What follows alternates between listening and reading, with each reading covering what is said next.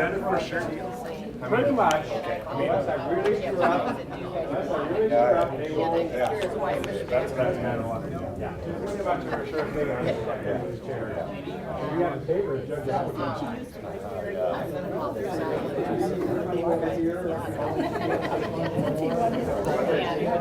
I looked again at it. It is. Yeah. Because I can't believe that Bernie Melton or Bob Davis Never went for it, yeah. They've been around longer than I have. Hi. Well, I think it's time to start.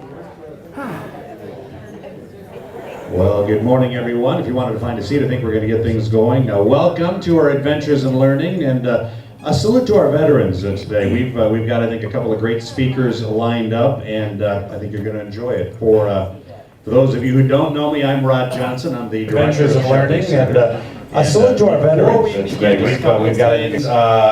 We want to thank everybody who attended our health fair this year. We had a busy October with the health fair, and for those of you that went to our fundraising concert, Ricky Nelson Remembered, that was a good show. And I know a lot of you here were also on our Washington, D.C. trip, got back last week. I heard it was a great trip. So just thank you all for being involved in our Shepherd Center programs. Shepherd Center is a nonprofit organization. We feature senior adults who volunteer their life experience and skills to benefit the community, and as we like to say, seniors serving the community since 1995. And this year, by the way, two of our board members will be leaving the board. Rue Boykin and Pearlie Lamberty will be going off the board. We thank them for their service. And I mention that because we're going to be looking for two new board members. So if anybody is interested, please let me know or one of the other board members here today. But we'll be looking for two new board of directors starting in January. So just let us know if you may be interested. Rosie mentioned Triad, and she brought one of these. Triad, if you haven't been to Triad, second Wednesday of every month. It's held at Shepherd Center. Some great programs. Rosie, you do a great job in lining up speakers. And Minnesota Attorney General advocates are going to be there this coming Wednesday, November 12th. Absolutely free, open to the public, 10 o'clock, Shepherd Center. Really interesting program. So come join us if you'd like. Again, Triad this coming Wednesday, and you can ask questions of the Minnesota Attorney General advocates. Also, we're in the process of planning our Adventures in Learning for next year. If anybody has any suggestions or ideas on speakers or topics, let us know. And we do, however, have our first Adventures in Learning in the planning stages. It's going to be very special. On Friday, January 16th, we will be celebrating the 20th anniversary of Shepherd Center. So we thought, well, let's do it. It's on the exact date, 20 years ago, so we're going to have our Adventures in Learning on that day, the 16th of January, and it's going to be a special Adventures in Learning where we celebrate 20 years of Shepherd Center. So we got some good speakers, and I think it's going to be a fun day. So mark that date down on your calendar, the 16th of January. All right, and I think that brings us then to our program today. Veterans Day is officially coming up on Tuesday, November 11th, but it's kind of been a tradition here for our Adventures in Learning to do a salute to veterans for our November Adventures in Learning. I personally know the sacrifice of families, what they have to make when they have a member of the family serving in the military. I have 4 sons, 3 serve in the military.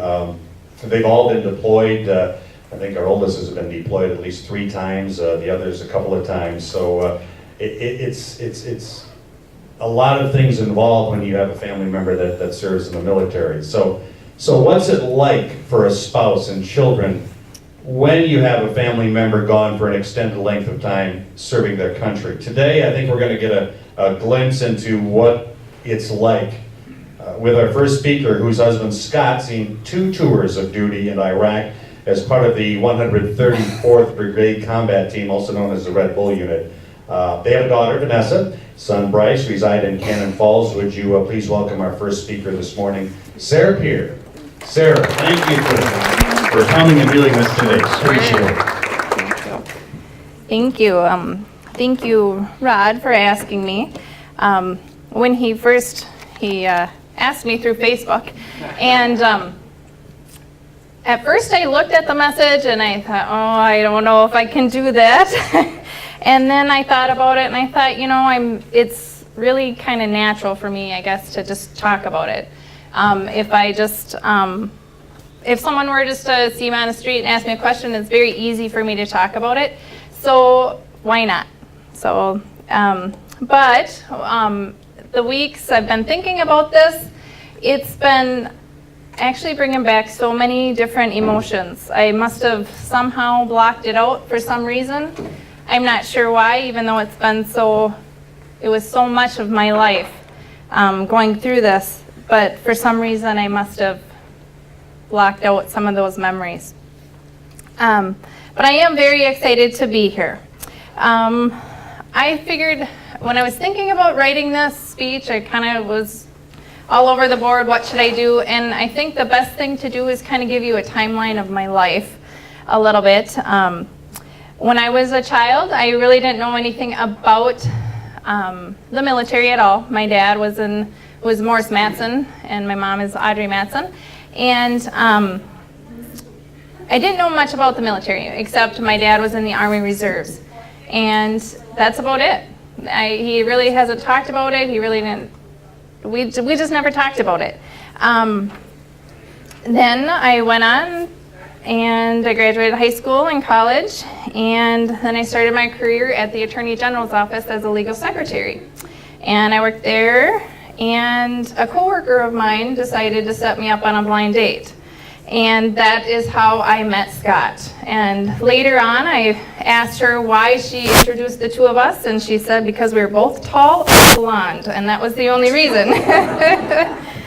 So that was my intro into the military life, though. Scott was already involved in the Army National Guard, and he had already gone to his training, and that's when he had 1 weekend a month and 2 weeks out of the year. And that's all, right? That's what he signed up for, was that it? That was it. A year later, almost to the date, we were engaged, and 7 months later than that, we were married in 2000, April of 2000. So we had talked about having a family, but I was really nervous about having a family because I figured as soon as I was pregnant, something was going to happen. That's when there was a little more talk about the unease and everything else, and so I was just really even nervous to get pregnant. So we still went on. I got pregnant with Vanessa, our oldest, and 5 months, I was pregnant 5 months, and that's when 9/11 happened. And I still remember where I was. I was working still at the Attorney General's office at that time, and the feeling I had to sit down. I could not believe it. I knew it. I just had a feeling that Scott would be going. However, he escaped all that, and he was there for the birth of our child. It was about a year later that so I had Vanessa, she was almost 1, and Scott received a phone call at 6 p.m. one night, and he had to report to duty at 6 a.m. the next day. That was our first call of what military life is. At any moment, he could be called up. And we weren't sure what he was going to do, but then he went. That's when I think the war had first started, and he had to go to St. Paul and protect the water treatment facilities. So he was there. We weren't sure how long he was going to be there. I was a single mom. I was still working. I didn't know what to do. We had a lot of things to think about, but thankfully we really didn't even have to get there thinking about any of that. He was only gone for a week. And he was only in St. Paul. Very easy to talk to, very easy to get to if I needed to, which I wasn't allowed to, but he was just right there. I made it through that 1 week. It wasn't so bad. I can do this, right? Later then I got pregnant again, and we had Bryce in 2004, September of 2004. And as soon as he was born, we started having talks and rumors about getting deployed for the first time. we found out for sure in September, or not in September, in the summer, in the spring or summer in 2005, that he was for surely going to be gone and going to Iraq. We had so many things to think about and get ready. Power of attorney, your will, and I'm like, we're in our 20s, we don't need to be thinking about this stuff, but we did it. We stepped up to the plate, we were proud to serve the country, and we did it. In September of 2005, Bryce was 1 at the time, and Vanessa was 3, and he left for an 18-month deployment. Wow, what an 18 months it was. Never did I think that I would go through this, but like I said, Vanessa was 3, Bryce was 1, and how could I do this? How could I get through this? How could I take care of Vanessa and Bryce? How could I make sure that they are treated and raised like 2 parents, even though Scott's not here? I had to fulfill not only the mother role, but the father role. And how could I do that? It was so hard. It was so challenging, but we did. We got through it. Vanessa had being 3, and she had to step up to the plate. She had to help me raise her brother. And that's not fair. Not fair for a 3-year-old, but she did it. She's still my mother hen today. I worked full time. I didn't want to take a day off. And at that point, I had, I think right when Vanessa was born, I came back to work for the city of Cannon Falls. So I was working for the city, and I was working full time, and I wanted to save all of my vacation and sick time just in case something happened to Scott that I would need time off. So any time, I would obviously take time off if the kids were sick, but any other time, I didn't feel right to take any time off work because I had to be there if something should happen to my husband. I had to be there. And I didn't want to worry about paying the bills or anything else. I wanted to be set. So that was stress as well. Never took time to myself. I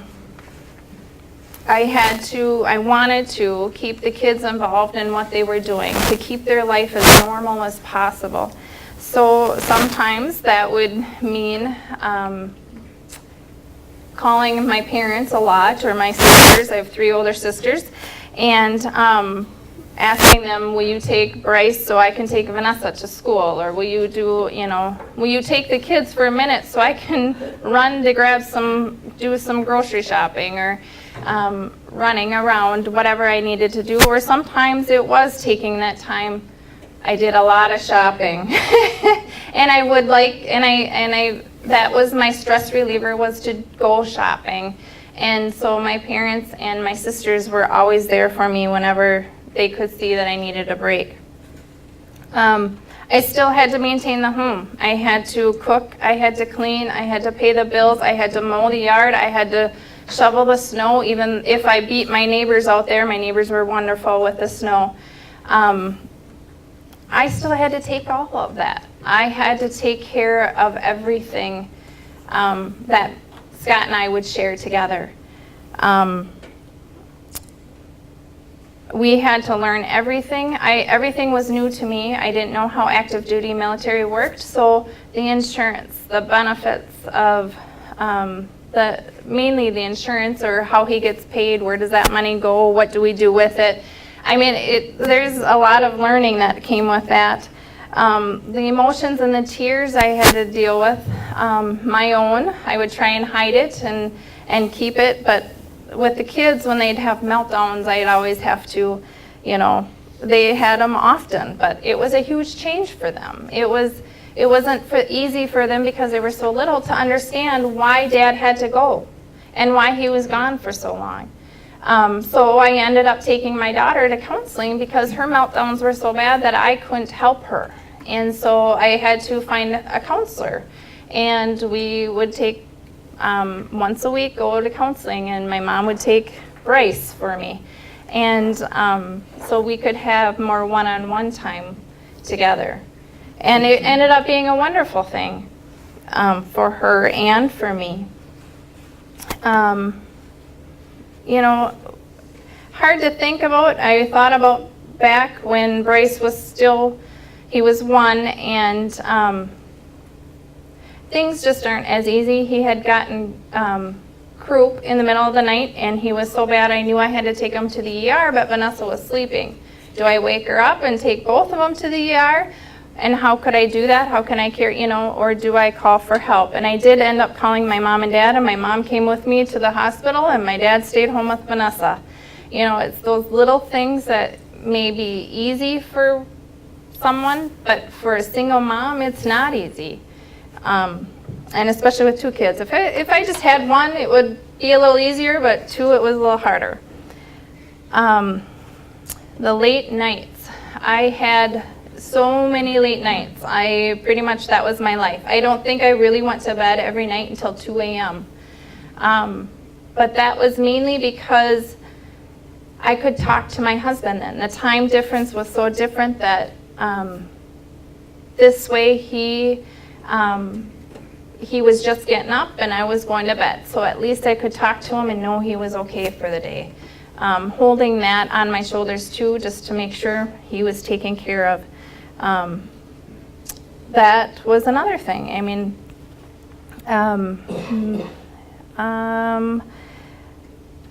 the communication, and that was, my husband and I, the first appointment mainly talked through email.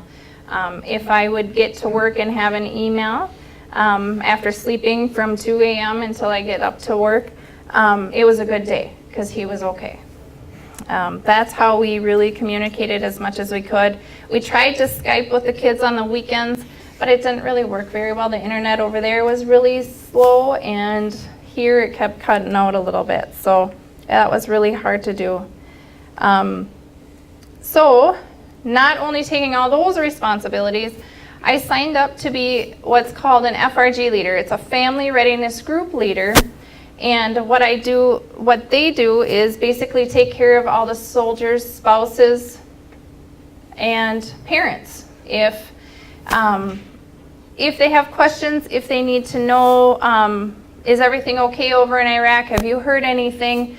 I had to take care of them. If they had pay issues, I had to help them with all that. And so I was their FRG leader. I took that on, and I would have to plan monthly meetings and activities that we would do, and I would check on people and make sure and send them daily emails. I would recruit people. I'd have to try and find the soldiers that didn't sign up their spouses. I'd have to try and find the spouses, so just to make sure everyone was okay. And I was there to be on call and help them if needed. I created so many wonderful friends, and they ended up being, the FRG ended up being my outsource. They understood me. They knew what I was going through, and I knew what they were going through at the same time. So I always looked forward to it because we could talk. We would spend night after night, I made really good special friends, and night after night on the phone talking to them, and could tell them anything. They knew me probably better than I knew myself at that point, And I created so many wonderful friendships. Actually, 2 of them invited me in when they delivered their babies. So I was there right next to them, and could be part of such a wonderful, emotional, because their husband wasn't there, time of their life. So, well, then, that 18-month deployment ended up being a 22-month deployment. Scott was extended over in Iraq. He somehow it leaked out of the Pentagon, and the families found out before the soldiers found out that they were getting extended. And I had to tell the families that their spouses and sons or daughters were getting extended over in Iraq again for 6 more months, they said. That was not easy. That was so hard to tell them. And then I was able to send my husband an email that night and he called me. He was able to call me right away, and I talked to him about it. And he's like, I don't believe it. I don't believe it. That's another rumor. I said, no, it's not a rumor. You have to believe this. And I still remember the night so vividly, and how it was just shaking. How could I do this for another 6 months? I don't know how I could do it. But one of my favorite mottos that I said all throughout the deployment was one day at a time. And that's all we could do. One step forward and one day at a time. And we did it.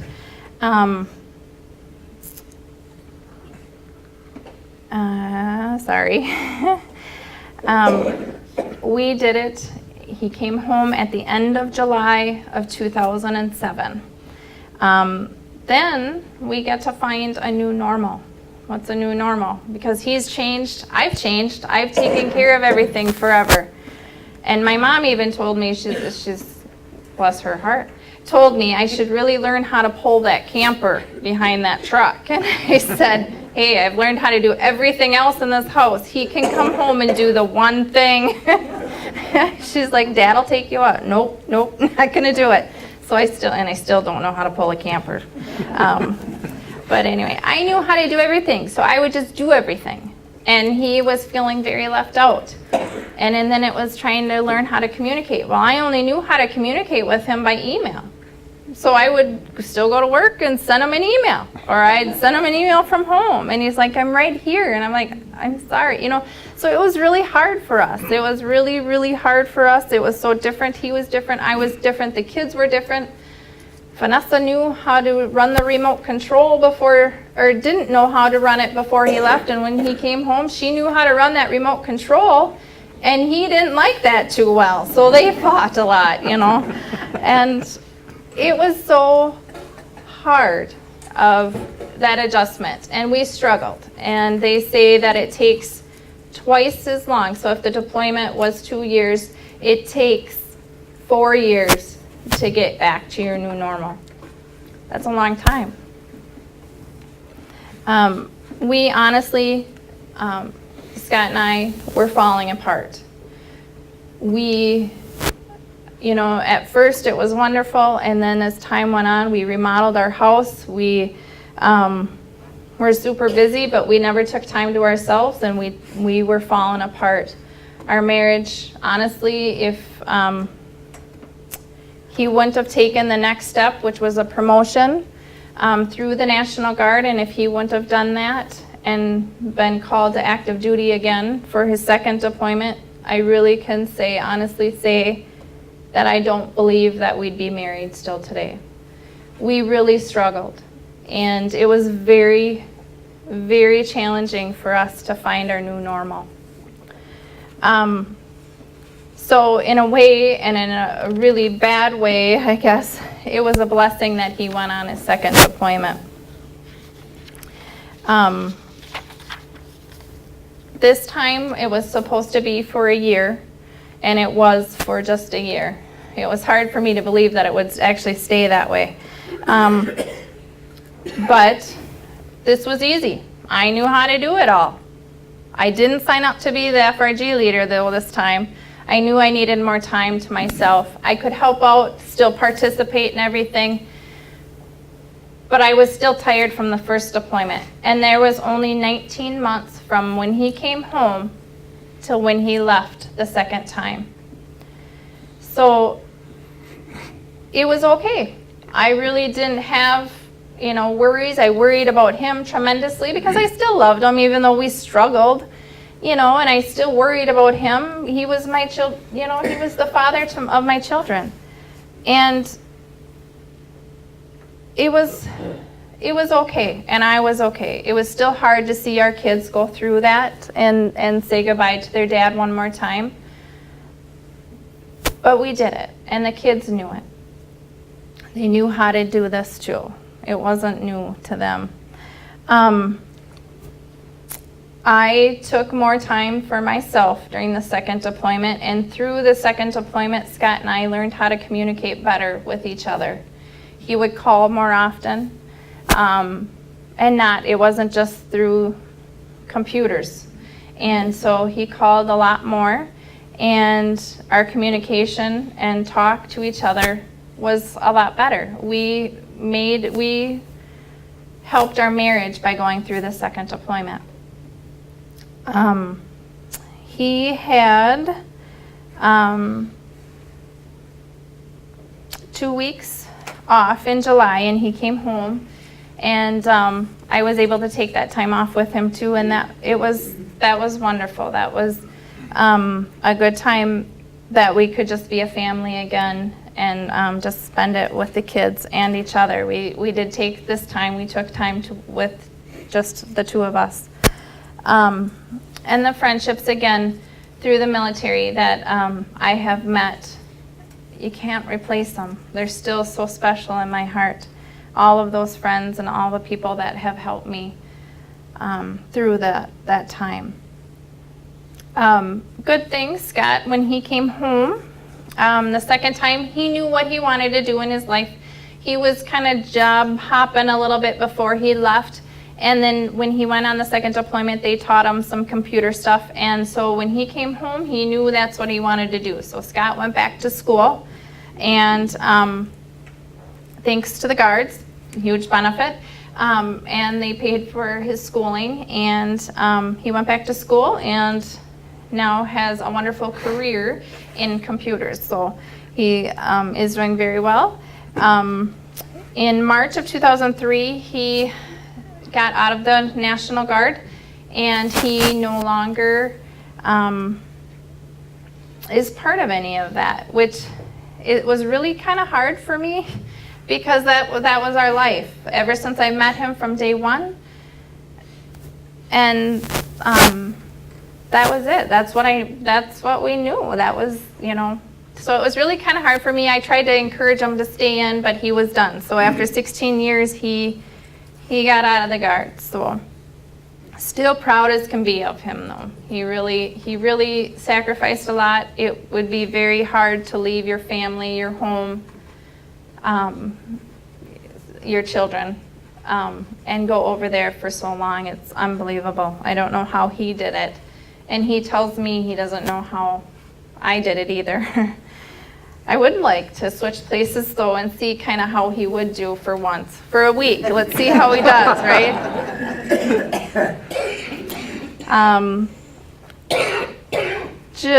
Vanessa now is 12, and I asked her before I was talking to her about this speech and what I should say and stuff, and she told me two things. She says, "Mom, don't cry."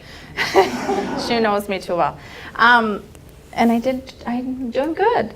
And I asked her how were the deployments on you, Vanessa? And she said, Mom, it was really hard. And I said, why? I obviously know the obvious reasons why. And she said, you don't know what it was like to go to school and hear all those kids talk about those days that they got to spend with their dad. My dad took me here, my dad took me there, and I could say, I haven't seen my dad in a year, or he's across the country or the world fighting in a war, and you get to go to a cabin or wherever on a family vacation with your dad. It was really hard for her, but I give her such huge kudos for acknowledging and realizing, that she's been going through this. But she's my girl that both deployments she did need counseling, and she's done wonderful. And that counseling not only helped during the deployments, but I think it's really helped her frame who she is today. Bryce, I tried to get something out of him and what he thought of the deployments and such, and he's just so mischievous, there's nothing I can get out of him. I tried. I had a long time with just that kid, and I couldn't get him to do anything or be, what I wanted, and that was the worst, is I worked so hard with him. He was one, like I said, when he left the first time with Scott, and I worked so hard to get him potty trained. And he would not potty train for me, but as soon as Scott came home, The week he came home, Scott had him potty trained. I thought, what the heck? Kid, give me the reward for once, you know. So, but anyway, I really want to thank my family. They have been there for me through ups and downs. They were tired, just like I was throughout both deployments. They tried to, one sister would come once a week to try, sit down with the kids and do homework and make me a meal, and the others would just take every time I would say 2 words, and they knew that they just needed to take my kids for a break. They were always so willing and never said no to me when I'd ask for help. The community was wonderful. It was so easy to go to work and see people and they would say, how are you doing? Or how is Scott doing? And it was so nice to know I had the support from the community as well. We are truly blessed. The 4 of us are truly blessed. The military actually, I said a lot of I did this and I did that and I was all over the place earlier in the speech. But I can tell you that the military really has blessed us. We wouldn't have what we have without the military. I think we'd be struggling a lot, financially, or we wouldn't have the house we have now, or, they have blessed us. They've taught us. They've taught me how to be me. And the strengths I never knew I had, and the strengths Scott has that he never knew he had. They taught Scott what he wanted to do when he grew up, when he was 30-some years old.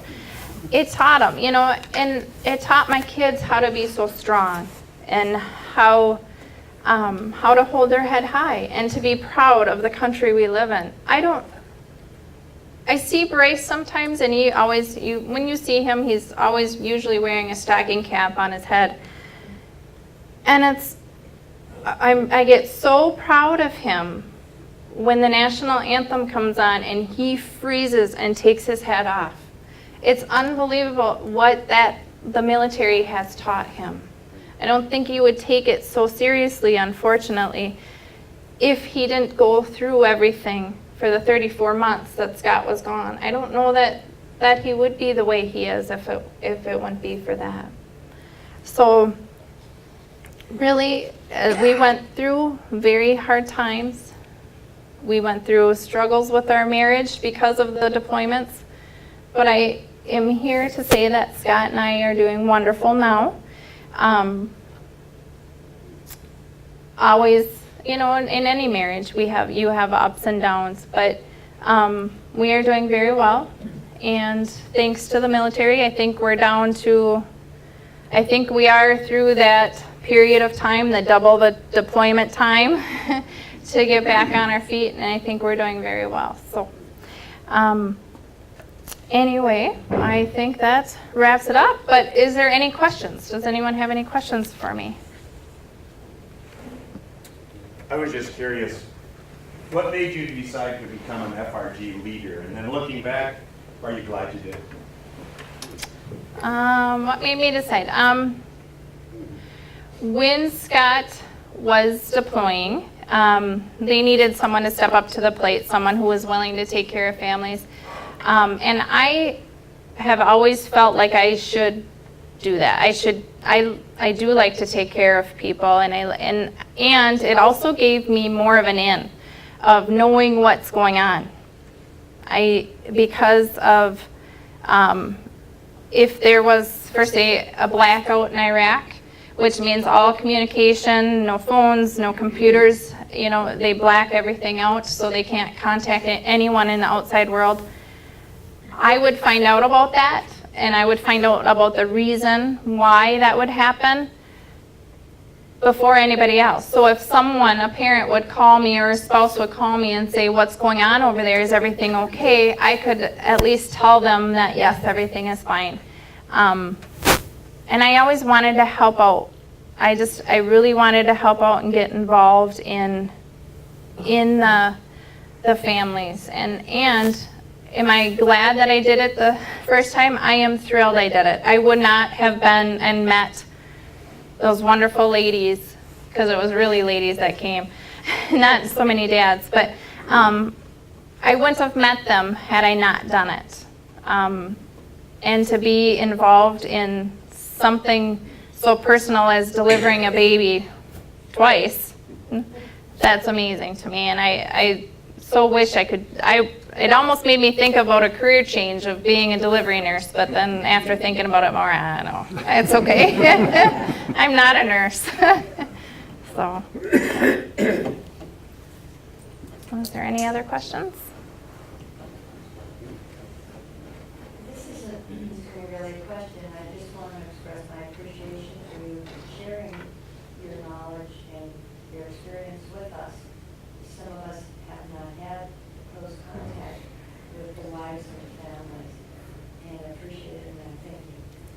Thank you.